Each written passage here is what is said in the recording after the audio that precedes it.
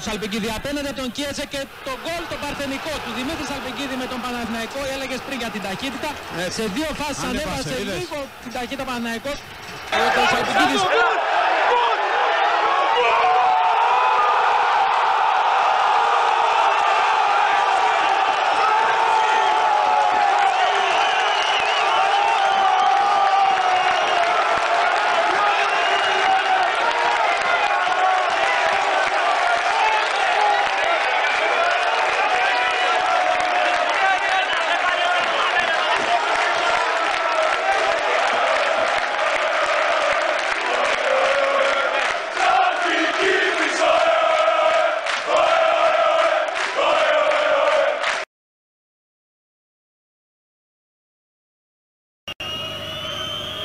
Απέναντι από τον Γκαλίνοβιτς πάντα Αγκρίτης και αποκρούει ο τερματοφύλακας του Παναθηναϊκού. Δεν ήταν και καλό.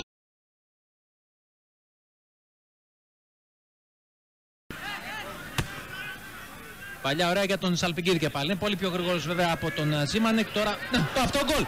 Δεν ξέρω αν έχει ακουμπήσει τελευταίο του Σαλπικίδης. Είπα ότι είναι πολύ πιο γρήγορος. Πιέζει τον Σίμανεκ. Μπάλα για δεύτερη φορά στα δίχτυα του Ιβάντσιτς. Κεφαλιά από τον Άντοσο μέσα στην περιοχή και είναι... Τι λέμε με την...